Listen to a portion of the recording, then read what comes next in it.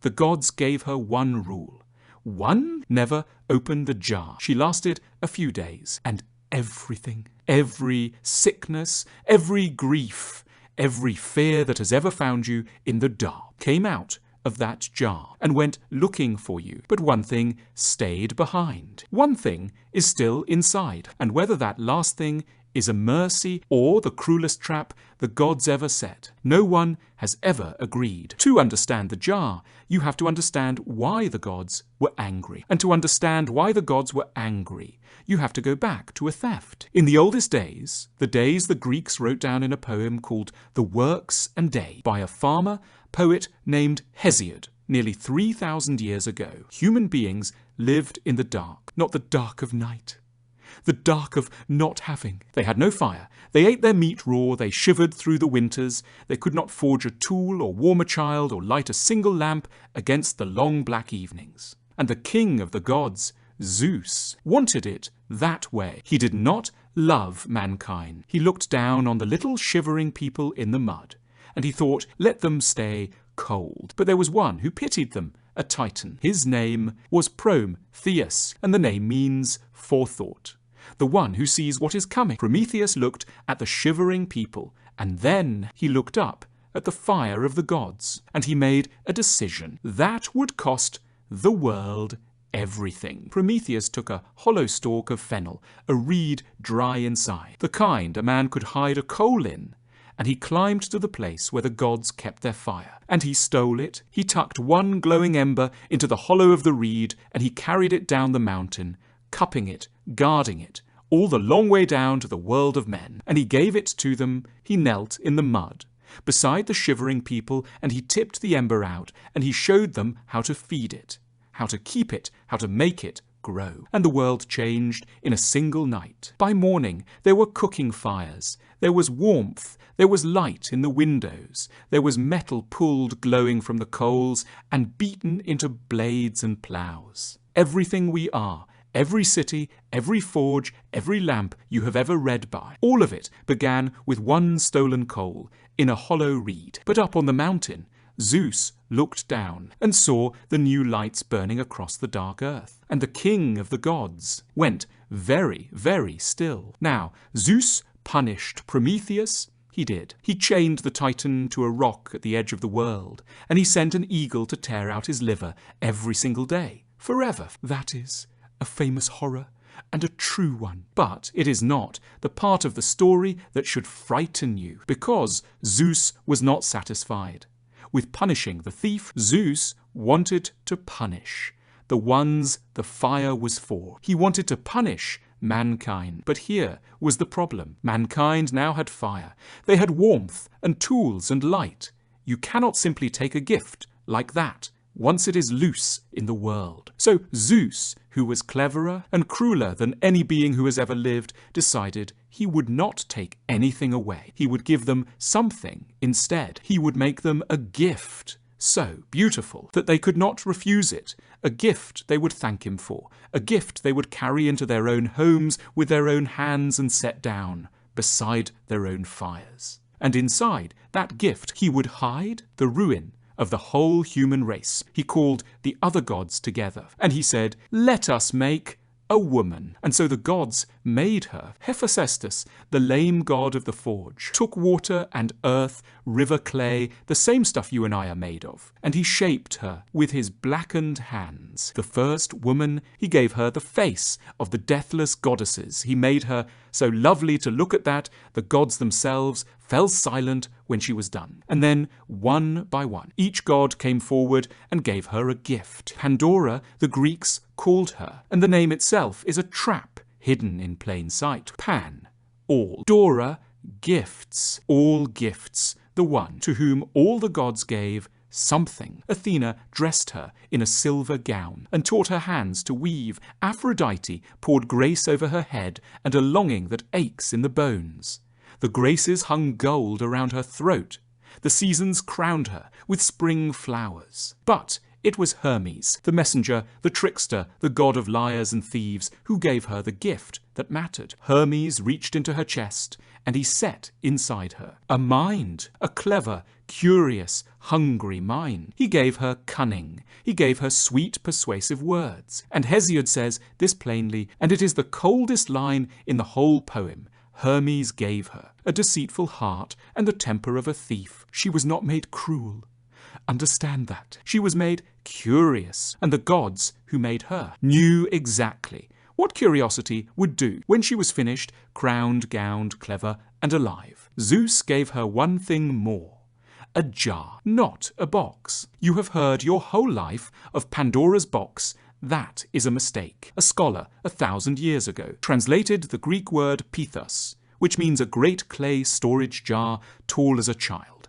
The kind farmers buried in the ground to keep grain and wine and oil. He translated as pyxis, a little box, and the mistake stuck for 500 years. But it was a jar, a great sealed jar of earth, heavy, cool to the touch, its lid bound shut with wax and cord. And Zeus gave it to her with one rule: never open the jar. He did not tell her what was inside. That was the cruelty of it. If he had told her, inside this jar are all the evils of the world, every plague and every sorrow, and if you lift the lid, you will doom your children and your children's children to the end of time. She might have buried it, she might have thrown it in the sea, but he told her nothing. He gave a curious woman a sealed jar and a forbidding, and not one word of why. And then he sent her down to earth to be married. The gods sent Pandora to a man named Epimetheus. And here is a small, perfect cruelty. Epimetheus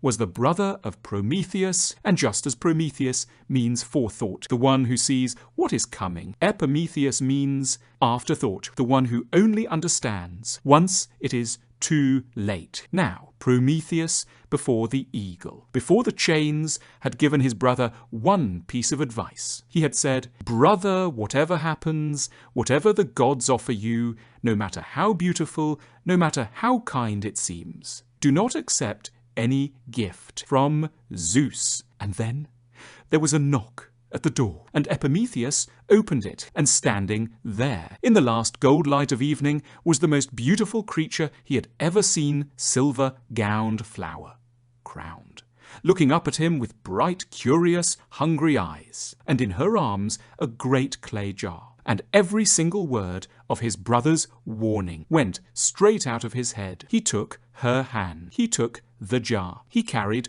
both across his own threshold and set the jar down in the corner of his home beside his own fire. Afterthought, he would understand.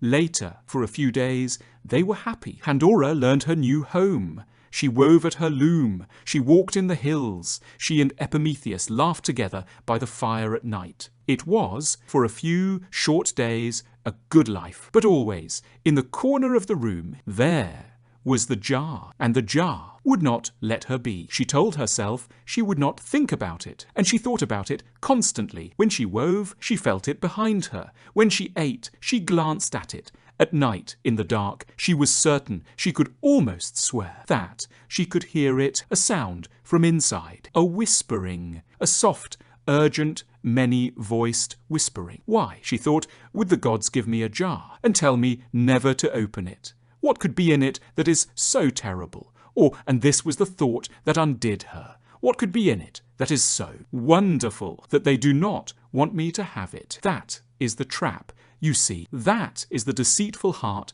Hermes gave her. She did not imagine horrors. She imagined she was being cheated.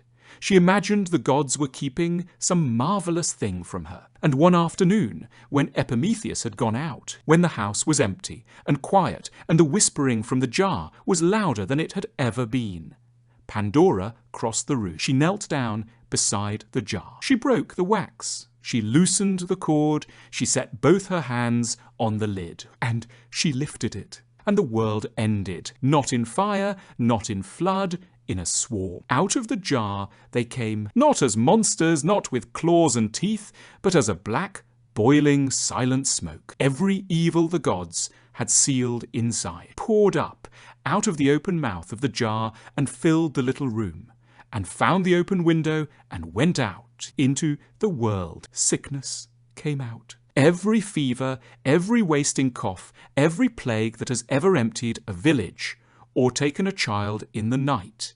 It came out of the jar, and it went looking for bodies to live in. And it found every single one of us. Old age came out before that afternoon. Hesiod says men lived free of it after the slow grey theft of strength, of teeth, of memory, of the face you used to have. Hunger came out. Toil came out. The back-breaking labour of every field from that day to this. Madness came out.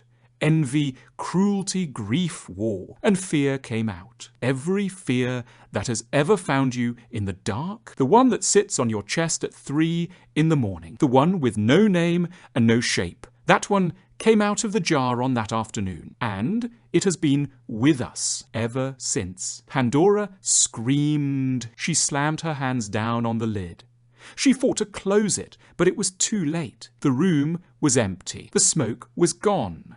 All of it was already loose in the world of men, and it would never, ever go back in. When the smoke was gone, Pandora knelt over the silent jar, shaking, weeping, certain she had unmade the world. And then, from the very bottom of the jar, from down in the dark, underneath where all the evils had been, there came a small sound, a small flutter. One thing was still inside. One thing had been at the very bottom, beneath all the horrors, and had not yet escaped when she slammed the lid. And its name was Elpis Hope. Now here, my friends, is where every teller of this story for 3,000 years has had to choose a side, because Hesiod tells us that hope stayed in the jar. But he does not tell us why, and he does not tell us whether that was a mercy or a curse. One way to hear it, the gods in all their cruelty left us one kindness, when everything else flew out to torment us. Sickness, age, fear, grief. Hope stayed close, stayed kept, held safe in the jar, so that no matter how many evils find us, we always have the one thing that lets us endure them. But there is another way to hear it, a darker way. What if hope was not a kindness, but the last and cruelest evil of them all, the one the gods kept closest? What if hope is the thing that keeps the suffering man from ever putting down his suffering? That whispers tomorrow, tomorrow, tomorrow to a soul who would be freer if he simply stopped waiting. Was it locked away from us to protect it, or locked up like all the other evils, just slower to do its work? Hesiod never says he leaves it in the jar. So the next time you hear someone say Pandora's box, you will know two things. They do not. You will know it was never a box. It was a jar, a great clay jar sealed with wax, set down beside an innocent fire by a kind, forgetful man who could not remember a single warning in the light of a beautiful face. And you will know that the worst thing the gods ever did to us was not the sickness, or the grief, or the fear. The worst thing was that they made it our own hands that let it out. They did not curse us. They gave us a curiosity we could not master, and a jar and a rule. And then they simply waited. Every sickness that has ever taken someone you love, every grief that has ever sat on your chest, every fear that has ever found you in the 3 o'clock dark, all of it crawled out of one jar on one afternoon because one curious girl lifted a lid, and the one thing still at the bottom, still inside, still inside you is hope. And whether that is the kindest thing the gods ever left us or the cruelest, well, that part of the story they left for you to decide. If you want more parables from the world's storytellers, sacred and secular, from every continent, subscribe. The gods sealed a great many things inside a great many jars, and one by one we are going to open every one